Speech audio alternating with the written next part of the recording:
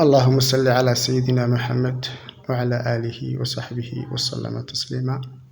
حسوس بسم الله الرحمن الرحيم.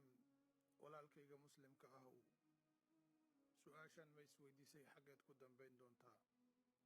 allah subxaanahu wa tacaala marka uu adduunka walaalayaal tilmaamay wuxuu ku sheegay inama alxayaatu addunyaa lacibun walahwun waziinatun watafaakhurun baynakum watakaahurun fi lamwaali waalawlaad.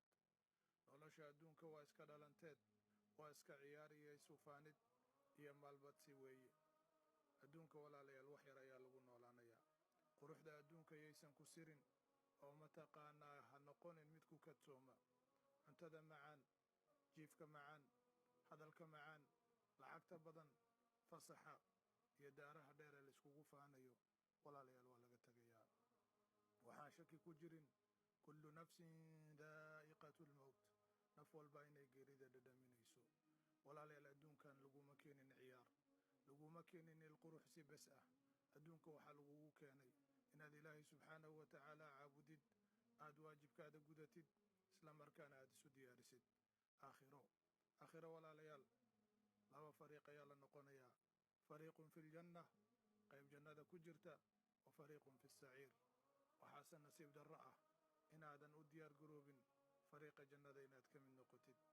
walaalayaal sidaad u jeceshahay inaad jiif wanaagsan u heshid oo adduunkan aad guri fiican uga degtid, waxaa loo baahan yahay inaad aakhiradaada u fakirtid oo aakhira aad ku dadaashid inaad jannada boos fiican ka heshid. aakhira walaalayaal xisaab ayaa taalla, waxaa taalla su'aal ayaa taalla. adduunkan maxaad ku soo qabsatay? maxaad soo suubisay? maxaad soo camal fashay? taas macnaheedu ma ahan inaad adduunka hilmaamtid oo aad aakhira besun ka fakirtid, laakiin waxaa loo baahan yahay inaadan ilaahay subxaanahu wa tacaala hilmaamin. walaalkayga muslimka ahow salaada ma tukataa? qur-aanka ma akhrisaa? ilaahay subxaanahu wa tacaala ma barisaa?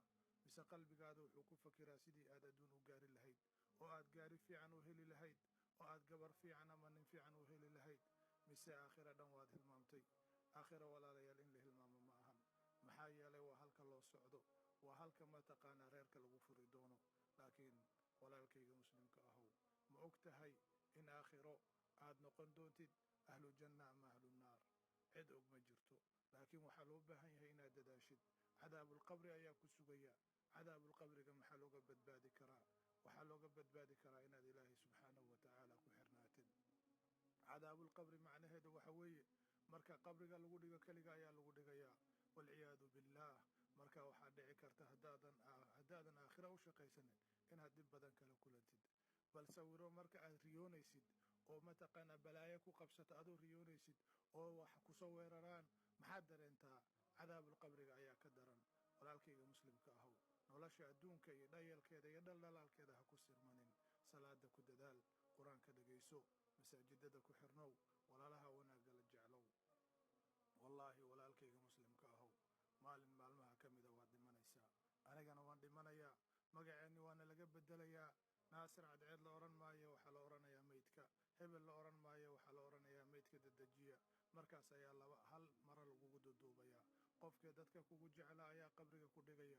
brofeseer maad ahayd, dhaktar maad ahayd, injineer maad ahayd, kolba waxaa tahay meyd ayaa tahay.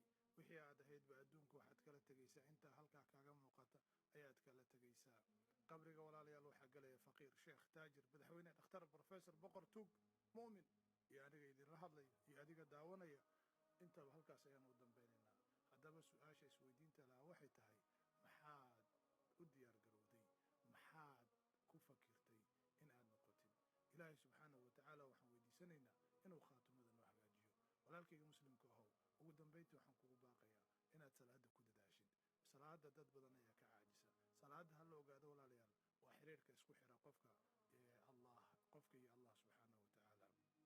waxaan dembi dhaaf ilaahay subxaanahu wa tacaala u weydiinayaa walaalkay igu dhaliyay inaan barnaamijkan soo duubo, isla markaana sawirada nii soo diray, fikirkaana ka dambeeyey. waxaan leeyahay ilaahay subxaanahu wa tacaala miisaanka xasanaadka ugu daro. waxaan leeyahay qof kastoo muslim oo fariintan sii faafiyo walaalihiisa sii gaarsiyana ilaahay subxaanahu wa tacaala ha u naxariisto. walaalkii naasir cadeed oo idin leh asalaamu calaykum waraxmat ullaahi wabarakaatu. jasaakum allahu khayran dhammaantiin. allah idinka abaalmariyo. insha allahu daawadayaasha sharafta badan waxaan insha allahu isku soo dhoqdo wanaagsan. dib ayaan u bilaabi doonaa barnaamijyadii aan kaga hadli jirnay barakada saliga nabiga sallallahu alayhi wasallam. waxaynu soo bandhigi doonaa qisooyin dhab ah.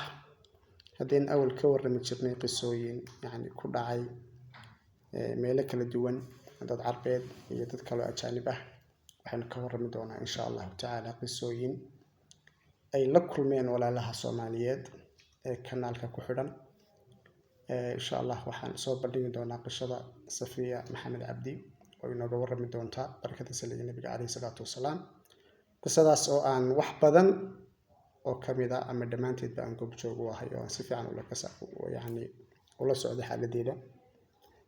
insha allahu tacaala dhowaan ayaan soo gudbin doonaa. waxaan idin rajaynayaa khayr iyo caafimaad meel kasta aad joogtaan. dhammaanteen insha allahu tacaala aan qabsano saliga nabiga sallallahu alayhi wasallam. اللهم صل على سيدنا محمد وعلى آله وصحبه وسلم تسليما.